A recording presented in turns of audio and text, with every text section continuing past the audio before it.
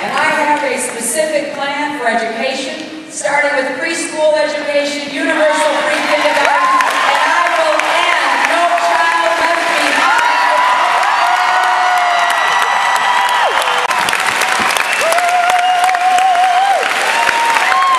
And I will make college affordable again. I just think it is a grave error for our country not to invest in our young people. Because for me, this is not about the next election so much as it is about the next generation. And I came of age at a time when my government did invest in me. You know, my family couldn't afford to send me to law school. I wanted to go. They said, good luck. So I had worked in one capacity or another since I was 13. I worked my way through college to pay for things like books. But I also had the advantage of being able to borrow money directly from the federal government. Because in those days, the federal government said, you know what, it's a good investment to invest in these young people. I borrowed at about 2% interest. Some of you are nodding your heads. You remember, right? And that meant that when I graduated from law school, I could go to work and do the work that was my passion with the Children's Defense Fund, working for abused and neglected kids, kids who didn't have help. Look at what's happened today. The cost of college has gone up so much. Family incomes haven't gone up like that. So the gap has grown greater, and the amount of aid has shrunk. So when I travel around our country and I ask, how many of you have college debt? Raise your hands. $80,000. And your kids do. Most people have kids who do. And what is the highest interest rate anybody's paying? Anybody paying more than 20%? 23%? Anybody more than 23? How much? 25%? 25? Those of you who haven't been in the college financial market recently, I want you to hear that. This is a scam. Interest rates have been historically low, and people are being charged 20 and 25% on the money they borrow to go to school.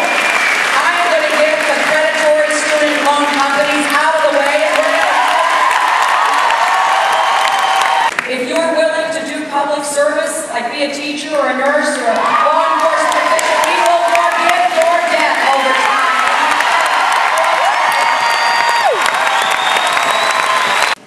I do not believe that we can have the right approach to the world that will enable us to make the right decisions if we do not commit ourselves to a declaration of energy independence and make it the highest priority. Right now, our dependence on fossil fuels threatens our environment, our security, and our economy. Any fair, objective assessment of where we are leads to the conclusion that we are weaker and more dependent today than we were before George Bush became president. We are actually more dependent on foreign oil today than we were on 9/11. I waited for President Bush, and it was particularly important to me as a senator representing New York, and having lived through and seen the horrors of that attack. I waited for the president to summon us to something greater than ourselves. And there were a lot of ways he could have done that. But perhaps the best and most important way was to challenge us to become energy independent. Remember who flew those airplanes into the World Trade Center and into the Pentagon. And look where we are today, where we, because of the debt we have driven up, we borrow billions of dollars from China to buy oil from the Saudis, undermining our strategic position and the well-being of future generations. I am proposing cutting oil imports by 2/3, cutting greenhouse emissions by 80%. I believe we can create at least 5 million new green-collar jobs that are jobs that won't be outsourced.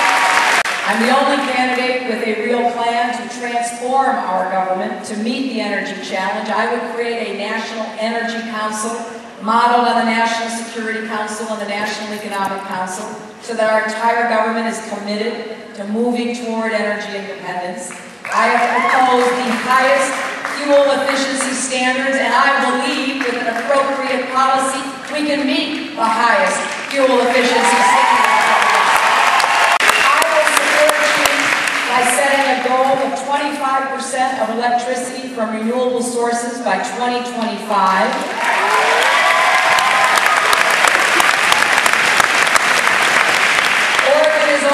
A leader in green buildings and energy efficiency. Your carbon footprint is one of the smallest in the nation. And I have proposed to create a green building fund to create at least 100,000 green-collar jobs, helping municipalities and public buildings become more energy efficient and providing support to build energy efficient buildings in the first place.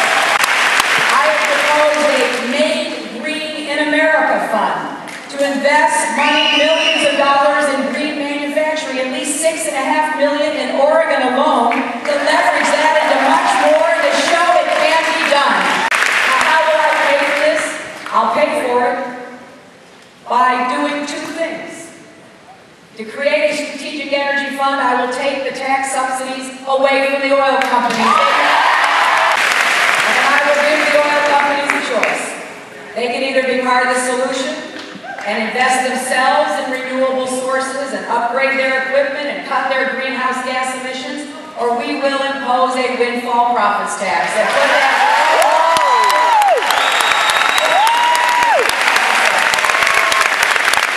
I think that our Declaration of Energy Independence can be to this generation what the space race was to a prior generation.